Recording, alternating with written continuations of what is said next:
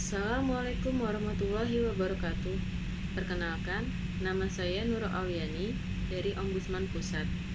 Saat ini saya sedang mengikuti pelatihan dasar CPNS oleh BPSDM Kemendagri Angkatan 1 kelas A16. Saya akan membahas mengenai Indonesia, implementasi wawasan Nusantara, dan wawasan kebangsaan dalam kehidupan berbangsa.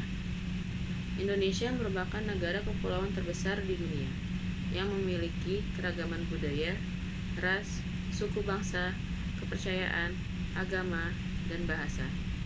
Sesuai dengan semboyan Bhinneka Tunggal Ika, meskipun memiliki keragaman budaya, Indonesia tetap satu. Selanjutnya, mengenai implementasi wawasan Nusantara. Sebelumnya saya akan menjelaskan pengertian wawasan Nusantara menurut Profesor Wan Usman, yaitu cara pandang Indonesia mengenai diri tanah airnya sebagai negara kepulauan dengan semua aspek kehidupan yang beragam. Sedangkan untuk pengertian implementasi wawasan Nusantara adalah penerapan wawasan Nusantara yang tercermin dalam pola pikir, sikap, hingga perbuatan di mana bisa lakukan dalam berbagai kehidupan bermasyarakat dan bernegara, baik di bidang sosial budaya, politik, ekonomi, pertahanan, dan keamanan nasional. Dalam bidang sosial budaya, dikarenakan di Indonesia adalah negara yang di dalamnya terdapat beragam suku budaya, adat istiadat, ras, agama, dan sebagainya, maka kita harus bersikap menghormati dan saling menghargai setiap perbedaan yang ada. Sedangkan dalam bidang politik, menciptakan perpolitikan Indonesia yang bermartabat sebagaimana yang telah tertera dalam undang-undang. Selain itu juga menciptakan pemerintahan yang kuat, bersih, dan dapat dipercaya dengan mengedepankan kepentingan bangsa dan negara. Yang ketiga, bidang ekonomi. Senantiasa memanfaatkan kekayaan alam dengan sebaik mungkin dan tetap menjaga kelestarian lingkungan.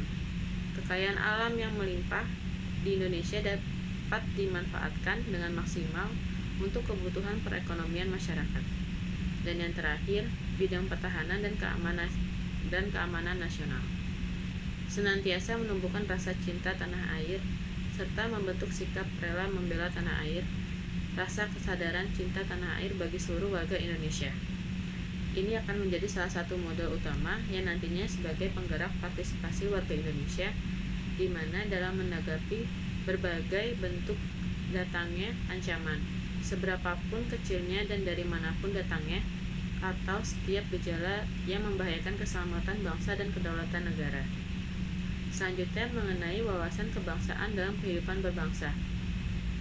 Menurut Suhandi dan Sinaga, dalam buku Wawasan Kebangsaan dalam Kerangka Negara Kesatuan Republik Indonesia tahun 2006 menjelaskan wawasan kebangsaan Indonesia memberi peran bagi bangsa Indonesia untuk proaktif mengantisipasi perkembangan lingkungan strategik dengan memberi contoh bagi bangsa lain dalam membina identitas, kemandirian, dan menghadapi tantangan dari luar, tanpa konfrontasi, dengan meyakinkan bangsa lain bahwa eksistensi bangsa merupakan aset yang diperlukan dalam mengembangkan nilai kemanusiaan yang beradab.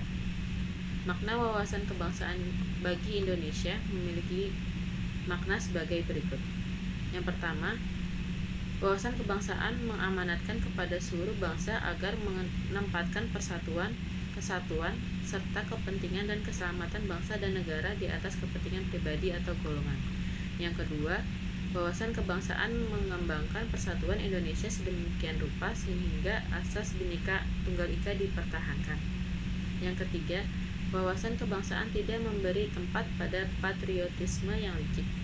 Yang keempat, dengan wawasan kebangsaan yang dilandasi oleh pandangan hidup Pancasila, bangsa Indonesia telah berhasil merintis jalan menjalani misinya di tengah-tengah kehidupan di dunia. Dan yang terakhir, NKRI yang merdeka, bersatu, berdaulat, adil dan makmur, bertekad untuk mewujudkan bangsa yang maju dan mandiri serta sejahtera lahir batin sejajar dengan bangsa lain yang sudah maju. Demikian penjelasan singkat dari saya. Semoga informasi ini dapat bermanfaat untuk kita semuanya. Saya akhiri. Wassalamualaikum warahmatullahi wabarakatuh.